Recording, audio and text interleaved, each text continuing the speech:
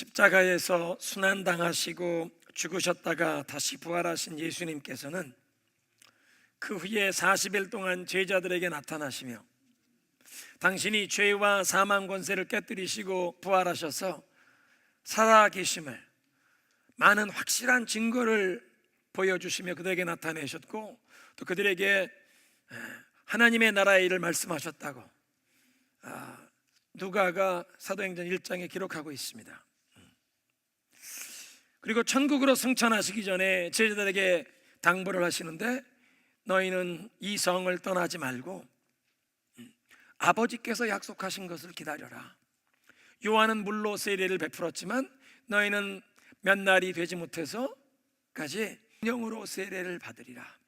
하늘로부터 능력으로 덧입혀 주실 때까지 이 성을 떠나지 말고 기도하며 기다려라 말씀하십니다.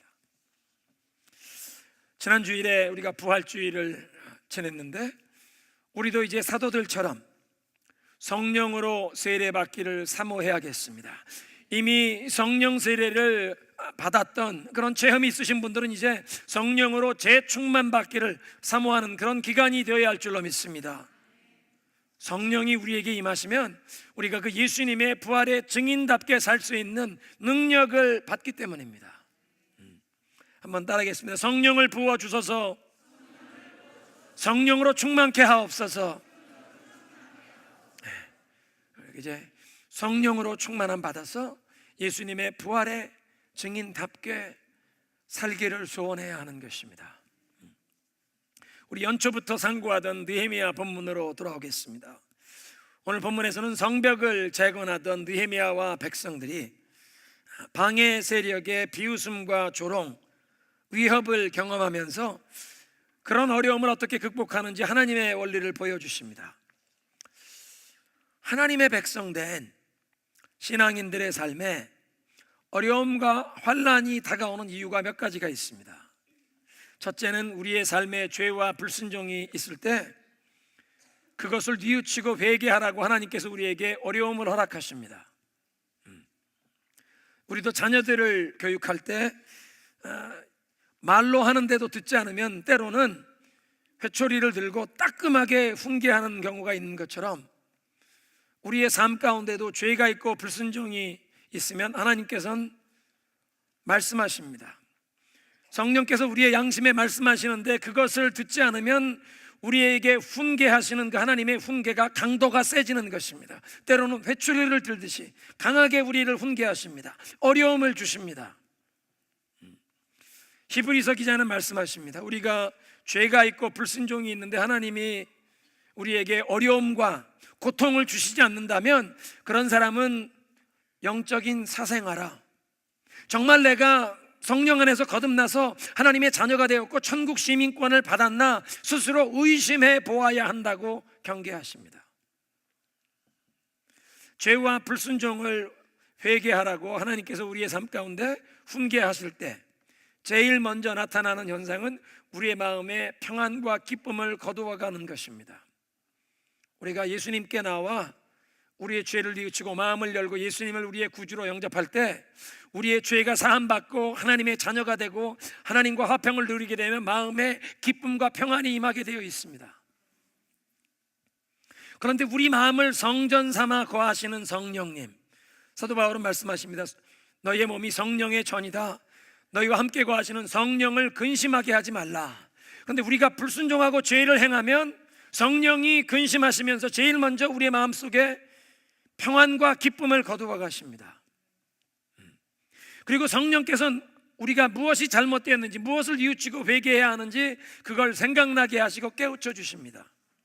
그러니까 우리의 마음 가운데 평안과 기쁨이 사라지면 우리 신앙인은 즉시 성령님께 여쭈어 보아야 합니다. 나의 삶의 어떤 부분이 하나님이 기뻐하시지 않는 것이 있는지, 마음의 생각이나 내 입술의 말이나 내 행동 가운데 주님이 기뻐하시지 않는 것이 무엇이 있었는지 하나님 나에게 생각나게 하옵소서. 내가 뉘우치겠습니다, 끊어버리겠습니다, 회개하겠습니다 하는 겸손한 마음으로 주님께 물으면 하나님이 기억나게 하실 줄로 믿으시기 바랍니다. 성령께서 깨닫게 하시고 그 죄를 떨쳐버리게 하신다는 것입니다. 두 번째로 성도의 삶에 환난과 어려움이 찾아오는 이유는 죄와 불순종이 없지만 열매가 더욱 풍성해지도록 고통을 잔가지치기에 고통을 허락하시는 경우입니다. 하나님께서 기뻐하시는 열매가 우리의 삶 가운데 보이기 시작할 때 그 보이는 열매가 더욱 탐스러워지라고 다른 잔가지들을 잘라주시는 하나님의 손길이 임한다는 것입니다.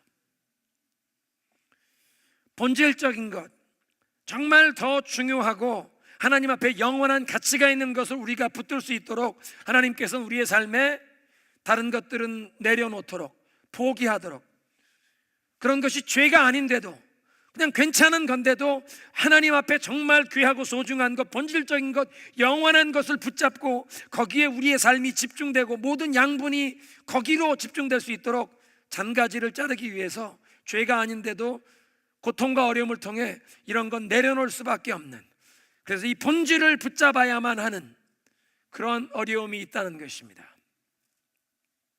이렇게 열매가 더욱 풍성해지도록 잔가지치기에 어려움을 허락하실 때에는 우리가 불평하고 원망하는 것이 아니라 내가 불순종이나 죄가 없는데 왜 이런 고통을 주시나 불평하고 원망하는 것이 아니라, 또는 우리의 삶을 향한 하나님의 그 선하신 뜻과 계획을 의심하는 불신앙으로 반응하는 것이 아니라 주님의 선하신 목적과 계획을 끝까지 신뢰하면서 믿음으로 인내하면 결국에는 하나님 앞에서 칭찬과 상급을 얻게 되는 줄로 믿습니다. 그러니까 우리의 삶에 어떤 일이 닥친다 해도 우리가 잊지 말고 기억해야 할 사실, 진리가 있는데 하나님의 성품을 기억해야 한다는 것입니다. 한번 따라하겠습니다. 주님은 선하십니다. 주님은 신실하십니다. 주님은 나를 사랑하십니다. 우리 인생에 어떤 일이 일어날지라도 이 세 가지 하나님의 성품을 잊지 말고 붙잡고 기억해야 합니다. 하나님은 선하십니다. 하나님은 신실하십니다. 신실하시다는 것은 결코 우리를 실망시키지 않는다, 그 약속하신 것을 반드시 지키신다, 하나님만 의지하는 자는 부끄러움을 당치 않게 하신다는 그 말씀을 지키신다는 것입니다. 또 우리의 삶에 어떤 일이 일어나든, 심지어는 고통스럽고 어려운 일이 일어나도 하나님은 항상 우리를 사랑으로 대해 주시는 줄로 믿습니다. 하나님은 선하시다, 신실하시다, 하나님은 나를 사랑하신다. 어떤 일이 일어나도 잊지 않고 이걸 붙잡으며 나아가면 잔가지치기의 고통 중에도 불신앙으로 의심하거나 불평하거나 원망하지 않고 하나님을 신뢰하며 믿음으로 인내하여 결국 여러분의 삶에 하나님 앞에 칭찬과 상급을 얻게 되시기를 주님의 이름으로 축원합니다. 세 번째로 성도의 삶에 환난과 어려움이 다가오는 이유는 우리가 하나님께서 기뻐하시는 이 일을 수행할 때 그것을 싫어해서 방해하고 중단시키려는 영적 싸움이 있기 때문입니다. 오늘 본문에서 느헤미야가 경험하는 이 방해와 어려움이 바로 그런 경우인데요, 하나님께서 주시는 꿈과 비전을 이루어 가려면 반드시 경험할 수밖에 없는 원수의 방해와 대적을 경험하는 것입니다. 이런 일을 예수님의 모든 제자들, 사도들이 경험하셨고 예수님께서도 이런 일을 우리가 경험할 거라고 예고하시며 경계하셨습니다. 너희가 이 세상에선 환난을 당하나 낙심하지 말라. 마음을 추스려라. Take heart. 낙심하고 마음이 풀이 죽어 쓰러지지 말고 take heart. 용기를 내라, 힘을 내라. For I have overcome the world. 내가 세상을 이기었노라. 무릇 그리스도 안에서 경건하게 살고자 하는 자는 이 땅에서 어려움을 당하리라고 사도 바울께서 디모데 목사님에게 경고하십니다. 그러니까 하나님께서 주신 꿈과 비전을 이루기를 소원하는 사람은 이런 종류의 어려움이 다가올 것을 미리 예상하고 마음을 준비해야 한다는 것입니다. 그러니까 하나님의 일에 반대 세력이 일어날 것을 항상 각오하면서 영적인 준비를 갖추어야 합니다. 무엇보다 방해꾼들이 있을 때 이 인간적인 반대 세력 뒤에 있는 영적인 실체를 알아보아야 합니다. 그래서 사람과 대적하여 맞서 싸우는 것이 아니라 영적으로 대처를 해야 한다는 것입니다. 주의사항이 있는데요, 우리가 경험하는 반대가 다 사탄의 역사가 아니고 또 우리가 반대를 경험하고 어려움을 경험한다고 우리가 항상 하나님과 동행하고 하나님의 뜻을 행하는 것도 아니라는 뜻입니다. 때로는 우리의 미련함과 어리석음 때문에 너무 조급하게, 너무 성급하게 다른 사람들과 함께 충분히 이 공감대를 형성하고 일을 해야 하는데, 그렇지 않고 내가 막 서둘러 일을 하다가 다른 사람들이 마음이 불편해서 반대하는 경우도 있을 수 있습니다. 그러니까 우리에게 필요한 것은 반대를 경험할 때 겸손하게 내 자신을 돌아보는 자기를 성찰하고 경건하고 지혜로운 사람들의 조언을 구해야 합니다. 내가 신뢰할 만한 이 조력자들, 기도하는 동역자들, 특별히 경건한 영적인 리더들의 조언을 구해야 한다는 것입니다. 내 생각 속에만 갇혀 있는 것이 아니라 제3자의 객관적인 시각에서 내가 하는 일, 또 내가 계획하는 일에 대한 조언을 얻어야 한다는 것입니다. 잠언 12장 15절에 말씀하세요. 미련한 자는 자기 행위를 바른 줄로 여기나 지혜로운 자는 권고를 듣느니라. 그러니까 우리가 신뢰할 만한 기도하시는 영적인 지도자들의 조언을 들어야 합니다. 우리 성도들 가운데 우리 남성들에게, 형제들에게 구합니다. 아내가 기도하는 사람이걸랑 아내의 얘기를 들으시기 바랍니다. 무조건 다 아내의 얘기를 듣는 게 아니라 창세기에 보니까 아브라함과 사라의 경우에 사라가 하나님이 우리에게 자녀 얻는다고 했는데 10년을 기다려도 자녀가 안 나오니 내 여종을 줄 테니까 우리 아기를 얻읍시다. 그거는 기도하고 하나님께 인도함 받은 거 아니니까 그런 때는 아내 말 들으면 안 되지만, 아내가 기도하는 아내이시걸랑 우리 남편 되신 여러분들은 아내의 말을 들으시기 바랍니다. 아멘이 안 들리네요. 아내된 자들이요, 남편에게 바가지 긁지 말고 기도하시기 바랍니다. 잔소리하고 바가지 긁어서 사람 바뀐 사람 한 명도 없습니다. 그런데 기도하면 하나님이 역사하시면 바뀝니다. 중요한 것은 내가 하는 일 옳다고 그냥 그 우물 안에 개구리처럼 내 경험, 내가 알고 있는 것에 갇혀 있는 것이 아니라 객관적인 나보다 성숙한 다른 경험이 있는 더 많이 더 멀리 보는 영적인 지도자들의 조언을 들어야 한다는 것입니다. 느헤미야가 하나님께서 주신 꿈과 비전을 위해 일해 가다가 반대 세력을 경험할 때 어떻게 대처했습니까? 우리가 배워야 하는 하나님의 원리인데요, 첫 번째로 느헤미야는 하나님께 기도했습니다. 오늘 본문에 나오는 산발랏이라는 사람은 사마리아의 총독인데 그는 예루살렘 성이 강성해지는 것을 원치 않았을 것입니다. 팔레스타인 지역에서 자기의 영향력이 위축되는 것을 싫어하는 이 정치적인 계산 때문에 예루살렘 성벽이 재건되는 것을 어떤 수단과 방법을 동원해서라도 방해하고 중단시키려고 했을 것입니다. 그러니까 처음에는 비웃음과 조롱으로 그 성벽 건축하고 있는 사람들을 낙심케 해서 이 성벽 건축을 중단시키려고 하고, 그것도 먹혀들지 않으니까 8절 이하에 있는 말씀 보면 무력으로 공격하는, 기습 공격하겠다는 위협을 하는 그런 일을 했습니다. 누구든지 공격을 받으면, 지렁이도 밟으면 꿈틀거린다는데 누구든지 공격을 받으면 반응하게 되어 있는데, 느헤미야는 사람들의 공격에 직접 대응하지 않고 하나님께 기도했습니다. 여러분, 우리가 무시함을 당하거나 업신여김을 당하면 내가 피해를 준 것도 아닌데 불의하게 비난을 당하고 조롱을 당하면 우리는 억울하고 분노가 일어날 것입니다. 여러분, 그런 상황 속에 우리가 사람과 충돌하지 않겠다고 대응하지 않고 절제하면서 이걸 속으로 삭힐 수 있습니까? 속에 쌓아두는 건 언젠간 반드시 폭발하게 되어 있습니다. 언제 폭발하나요? 내가 제일 편하게 대하는 사람들, 나에게 가장 가까운 가족들 앞에서 이 분노가 폭발하는 것입니다. 아니, 문제는 어디서 났는데 매는 어디서 맞고 화풀이는 어디서 와서 한다고? 사람들이 나에게 공격하고 어려움을 주었는데 가족들한테 분노를 쏟아놓는 그런 일들이 일어날 수 있다는 것입니다. 그러니까 억울한 일을 당하고 공격을 당하면 속에 쌓아두고 삭히려고 할 것이 아니라 하나님께 가져와야 할 줄로 믿습니다. 시편 62편 8절에 이렇게 말씀하세요. 백성들아 시시로 그를 의지하고 그의 앞에 마음을 토하라. 하나님은 우리의 피난처가 되심이로다. 하나님이 우리의 피난처가 되시기에 그 앞에 우리 마음의 이 답답한 상황을 마음을 토해내라. 하나님 앞에 하소연하라는 것입니다. 사람들한테 푸념하는 것이 아니라 하나님께 마음을 토해내라. 사탄의 계략은 대인관계를 파괴하고 갈등과 충돌을 유발시키는 것이요, 예수님은 화목해 하시는 분이십니다. 이번 주말에 우리 DTS 제자훈련에 딘 셜만 선교사님께서 오셔서 강의를 하고 계신데, 이 오늘 성경 주제와 관련된 그 영적인 원리를 얘기합니다. 사탄은 관계를 꼬이게 하고 대인관계를 파괴하려는 것이고, 예수님은 항상 이 관계를 회복시키시는 분이다.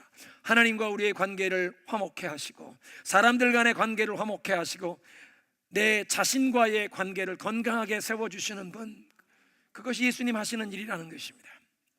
그러니까 대인관계에서 억울하게 헛소문이 돌게 하고 오해가 퍼지게 해서 사람들 사이에 다툼과 충돌이 일어나게 하는 것은 사탄의 전문 분야입니다.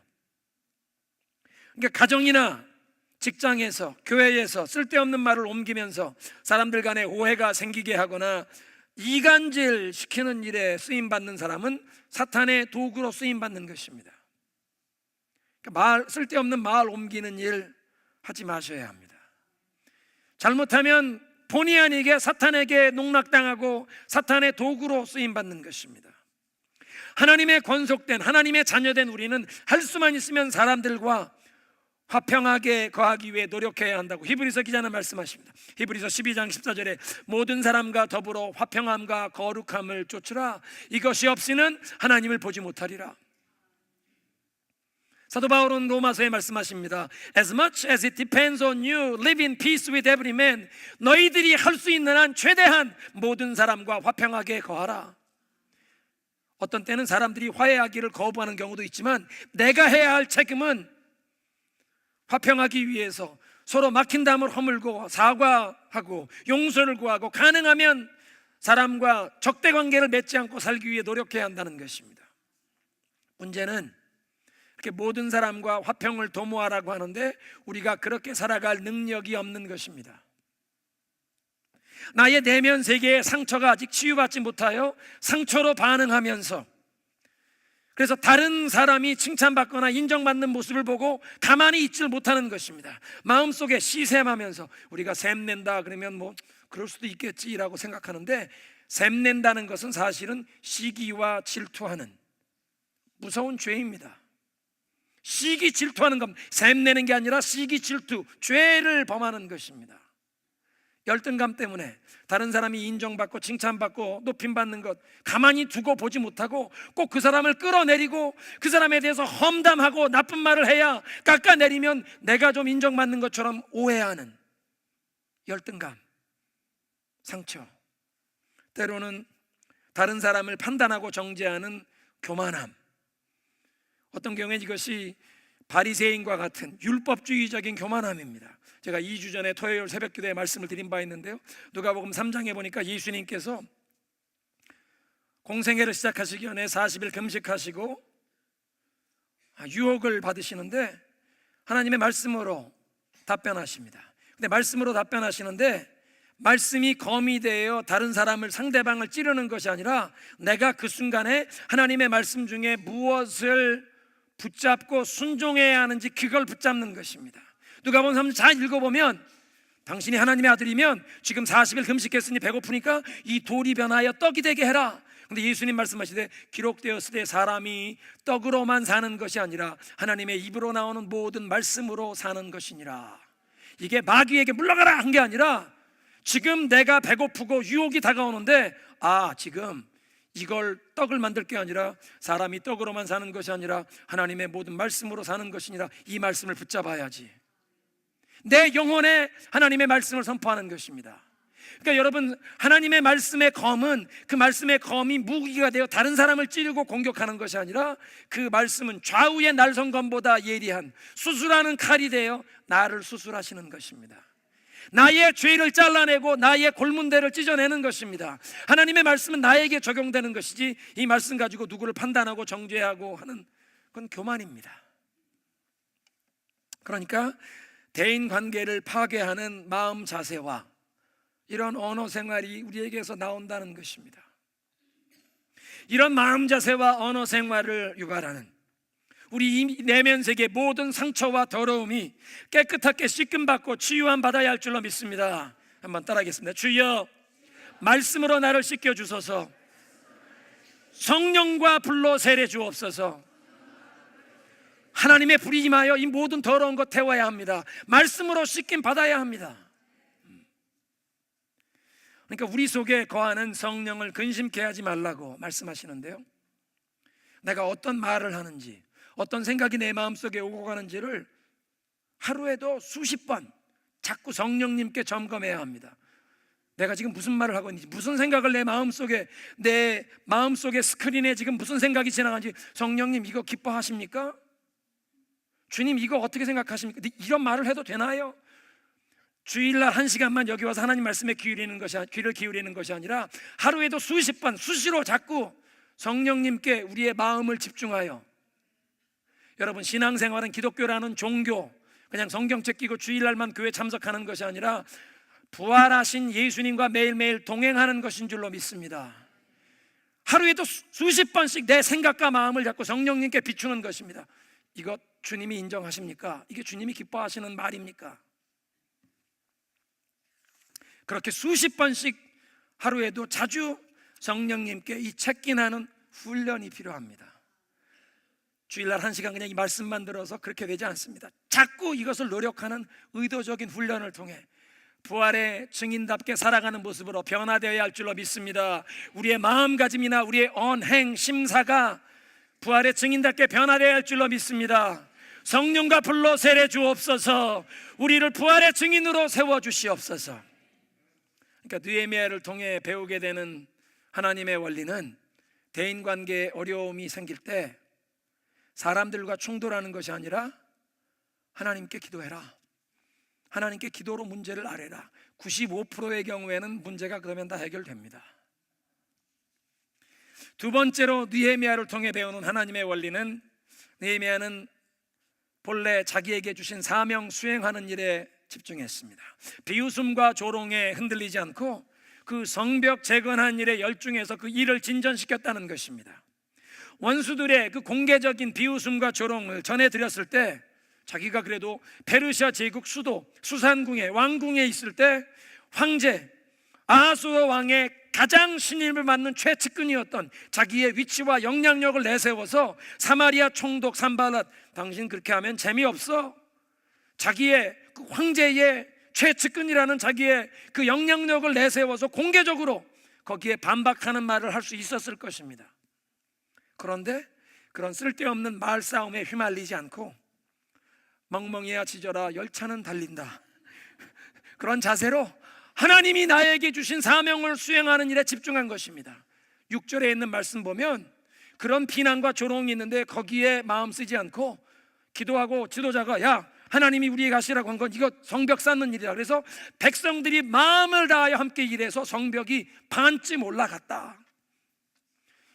조롱하고 비난하는데도 거기에 신경 쓰지 않고 사명 수행에 집중하는 것입니다.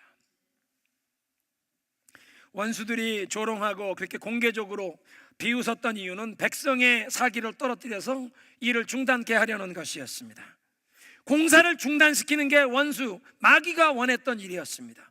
지도자였던 느헤미야를 향한 공격은 이런 무시하고 비웃는 소리를 들으면서 본래 사명에 집중하는 게 아니라 이게 내 자존심을 상하게 하네, 내가 황제의 최고 신임을 받는 사람인데 이렇게 함부로 까불어, 그 사람들과 말다툼하는 이런 일에 신경 쓰고 에너지가 거기에 쏘이면 이 어려운 일을, 백성들을 이끌어 나가는 사명을 수행하는 일에서 신경이 다른 데로 쏠리게 되는, 자기 마음을 지켜야 하는 일이었습니다. 그러니까 느헤미야를 통해서 배우는 두 번째 원리는, 방해가 있어도 흔들리지 말고 마음을 지키면서 하나님이 주신 사명을 수행하는 일에만 집중하는 것입니다. 세 번째로는 기습 공격의 위협을 통해서 공동체를 두려움으로 마비시키고 이 일을 중단시키라는 그 도발 앞에서 느헤미야가 하나님께 기도하면서 보초를, 파수꾼을 세우고 수비대를 세우는 일이 있습니다. 어떤 문제는 기도하면서 하나님이 주시는 지혜로 구체적인 대책을 세워야 하는 경우가 있다는 것입니다.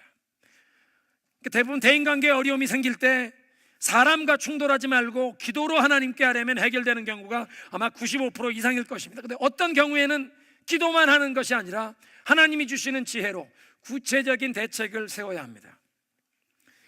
8절 이하에 있는 말씀 보면 산발락과 도비야, 아랍 사람들, 또 아스돗은 블레셋 사람들의 지중해 연안의 5개 이 도시 국가의 큰 이제 도시의 하나인데, 아스돗이 주전 8세기에 아수르 사람들에게 점령을 당했었기 때문에 자기들은 도시가 초토화되어 있는데 예루살렘 성벽이 재건다는 것, 배가 아파서 이 사람들이 가만히 못 있는 겁니다. 그러니까 함께 이 모든 반대하는 사람들이 연합해서 기습 공격하자, 이런 얘기가 있는데, 그런 기습 공격을 꾀한다는 보고를 들은 것은 그냥 비웃음과 조롱과는 수준이 다른 문제입니다. 비웃음과 조롱이 들릴 때에는 백성들이 사기를 떨어뜨리고 지도자가 이 일에 집중하지 않고 다른 데 정신 팔도록 하니까 마음만 지키면 되었는데, 기습 공격한다는 것은 이건 위험한 일입니다. 이건 구체적으로 위험을 대비해야 하는 일이 필요한 것입니다. 그 방해 세력의 두 번째 도발에 느헤미야가 어떻게 대처했습니까? 먼저 그는 기도가 모든 싸움의 기초라는 원리를 기억했습니다. 그래서 9절에 우리가 우리 하나님께 기도하며 그들 때문에 파수꾼을 세웠다. 제일 먼저 기도했다는 것입니다. 여러분, 우리의 삶에 두려움을 가져오는 문제, 큰 위기를 만나면 보통 사람들은 문제에 집중하기 쉽습니다. 그런데 문제에 집중하고 문제만 자꾸 바라보다 보면 그 문제가 점점 더 커 보입니다. 그 문제가 증폭되게 보이고 과장되게 보여서 그 문제가 내가 감당할 수 없을 만큼 너무나 크게 보여 그 문제 앞에 나는 아무것도 할 수 없는 속수무책 마비되어 버립니다. 밤에 숲이 우거진 곳을 여러분 운전하시다 보면 야생동물 사슴이 튀어나온다는 이 노란색 경고 표지판이 붙어있는 경우가 있습니다. 그런 곳을 갈 때는 가다가 멀리서 짐승이 보이면 이 전조등 하이빔이 아니라 이걸 빨리 아래로 꺼야 합니다. 사슴이 그 전조등 하이빔 헤드라이트를 정면으로 바라보면 사슴은 움직이지 못하고 그 자리에 굳어버립니다. 옆으로 보면 뛰어나가고 도망가는데 그 불을 정면으로 바라본 사슴은 움직이지 못하고 얼어버립니다. 250파운드, 300파운드 되는 사슴, 차가 55마일, 60마일로 달리다가 큰일 나는 것입니다. 우리가 문제를 만날 때에도, 그래서 우리가 문제만 바라보면 그 문제가 너무 커서 두려움에 휩싸이게 됩니다. 여러분, 우리의 삶에 큰 문제와 위기가 다가올 때, 그래서 우리는 문제를 바라보는 것이 아니라 눈을 들어 하나님을 바라보아야 할 줄로 믿습니다. 그런 찬양이 있습니다. 부르신 곳에서 나는 예배하네, 어떤 상황에도 나는 예배하네. 사실 부르신 곳에서 예배하기가 어렵고 어떤 상황에도 하나님을 예배한다는 것이 쉽지 않지만, 큰 문제와 위기 앞에서 두려움이 엄습해 올 수 있는 상황에서 우리는 그 문제를 주목하는 것이 아니라 도리어 우리의 눈을 들어 하나님을 바라보아야 할 줄로 믿습니다. 그게 우리가 사는 길입니다. 범에게 물러가도 정신만 차리면 산다가 아니라 범에게 물려가도 하나님만 바라보면 산다. 태산과 같은 문제가 내 앞을 가로막을 때, 두려움이 엄습해 올 때 그 문제를 바라보는 것이 아니라 눈을 들어 주님을 봐야 한다는 것입니다. 기도하는 것입니다. 예배하는 것입니다. 기도하는 것입니다. 기도하는 것은 나는 이 문제를 감당할 수 있는 능력이 없지만 하나님께는 모든 것이 가능하시게 내가 하나님을 의지한다는 믿음의 표현인 줄로 믿습니다. 그래서 문제를 경험할 때 우리는 더욱 예배의 자리에 나와야 하는 것입니다. 기도의 자리로 나아가야 하는 것입니다. 눈을 들어 하나님을 보는 자리로 나아가는 것입니다. 그 기습 공격의 위협 때문에 파수꾼을 이제 두어서 방어 조치를 하는데요, 이건 기도에 근거한 적극적인 행동입니다. 기도하는 가운데 하나님의 인도하심을 받아서 파수꾼을 세우게 되었다는 것입니다. 그러니까 느헤미야는 하나님을 향해 기도할 뿐만 아니라 하나님께 문제를 아뢰을 뿐 아니라 사람이 감당해야 할 몫이 있을 때 그것을 성실하게 최선을 다해 감당했다는 것입니다. 대인관계의 대부분의 문제는 사람과 충돌하지 않고 기도하고 하나님께 문제를 아뢰면 다 해결되지만 어떤 문제는 구체적인 대처가 필요할 때가 있는데 기도하면서 하나님의 인도하심, 하나님의 지혜를 힘입어야 한다는 것입니다. 그런 모습을 우리가 느헤미야에서 보는데요, 그 기습 공격의 위협 앞에 이 파수꾼대를 세우고 수비대를 세우는데 어디에 수비대를 세워야 하는지, 어떻게 수비대를 구성하는지 하나님의 지혜를 힘입는 것입니다. 오늘 13절에 보니까 성벽 뒤에 낮고 넓은 곳에 백성을 두었다. 이 수비대를 배치할 위치를 정하는데 영어 성경 보니까 behind the lowest point in exposed area, 그러니까 이 대적이 침략해 올 때 제일 먼저 침범해 올 수 있는 낮은 곳, 지대가 낮은 곳, 그리고 노출되어 있는 그곳에 무장한 군인들을 배치해서 그곳에 경비병을 세웠다는 것입니다. 어떤 위치에 제일 먼저 군인을 세우는지. 두 번째로 이 수비대를 조직하는데도 하나님이 주신 지혜로 움직입니다. 13절에 그들의 종족을 따라, 영어 성경입니까? Posting them by families, 그들의 가족을 따라서 가문별로 이들을 조직했다. 얼마나 지혜로운 일입니까? 가장 뛰어난 결속력을 가진 가족들을 하나로 묶어주면 어떤 일이 있어도 흩어지지 않습니다. 가족은 뭉치는 것입니다. 또 가족들을 이렇게 세우면 그 안에 벌써 명령 체계가 있습니다. 누가 어른이고 누가 순종해야 하고, 이 커뮤니케이션 라인이다. 다른 사람들을 불러놓으면 이 사람이 지휘관이고 이 사람이 부지휘관, 이 명령 체계를 세워주고 이 일이 일어나면 누가 결정하고 어떻게 전달해야 하고, 가족, 가문에는 걱정할 필요가 없습니다. 이미 커뮤니케이션 라인이 다 있고 이 지휘 명령 체계가 이미 질서가 서 있는 것입니다. 하나님의 지혜였습니다. 마지막으로 느헤미야는 하나님에 대해서 자기가 알고 있는 그 지식에 근거하여 백성들을 격려하고 도전합니다. 14절에 내가 돌아본 후에 귀족들과 그 민장들과 남은 백성들을 불러놓고 그들에게 이르기를 두려워하지 말라. 크고 두려우신 너희 여호와 하나님을 기억하고 너희 형제들을 위하여, 너희 가족, 너희의 아내와 처자식들을 위해 싸워라. 말씀을 통해 계시된 하나님의 그 놀라운 속성을 얘기하고 있습니다. 그리고 체험을 통해서 자기가 확신하게 된 하나님은 크고 두려우신 분이다. 조상들의, 선조들의 조상 대대로 하나님의 그 놀라우신 구원의 역사를 경험하며 하나님이 얼마나 크고 놀라우신 분인가를 그들은 배웠고, 그것뿐만 아니라 느헤미야 자기의 경험에도 하나님의 높고 크심을 경험했습니다. 페르시아 제국의 황제 이 아하수의 왕이 예루살렘 성벽을 재건할 수 있는 허락을 해준 것뿐만 아니라 성벽 재건에 필요한 그 모든 건축자재를 허락하라는 조서를 꾸며줄 때, 높고 크신 하나님이 도와주시는구나.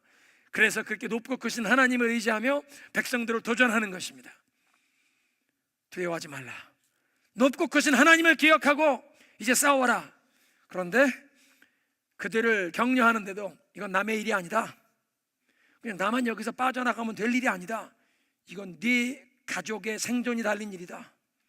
두려워하지 말고 높고 크신 하나님이 우리를 도와주실 것이니 네 처자식을 위하여 싸워라. 백성들이 하나님을 의지하며 내 처자식들을 살리기 위해서라도 내가 싸워야겠다, 마음의 동기를 가지고 참여한 것입니다. 오늘 말씀을 정리하겠습니다.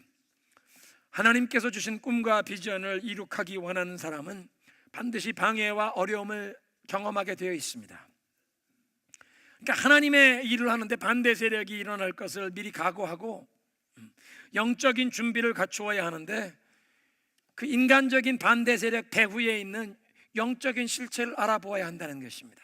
그러니까 느헤미야를 통해서 배우는 하나님의 원리 첫 번째는, 대인관계에 어려움이 다가올 때 우리는 사람들과 맞서 싸우는 것이 아니라 하나님께 기도하고 하나님께 문제를 아뢰야 할 줄로 믿습니다. 두 번째로 하나님의 원리는 방해와 이런 어려움이 있어도 흔들리지 말고 내 마음을 지키면서 하나님이 나에게 주신 본분의 사명을 수행하는 일에 집중하면 되는 것입니다. 세 번째로 그냥 기도만 가지고 통하지 않고 구체적인 대책을 세워야 될 때는 기도하면서 하나님이 주시는 지혜를 따라 움직이면 우리에게 주신 하나님의 그 꿈과 비전, 사명을 수행하는 일에 하나님 우리를 도우셔서 그 모든 방해와 어려움을 극복하고 하나님의 꿈과 비전을 이루게 하실 줄로 믿습니다.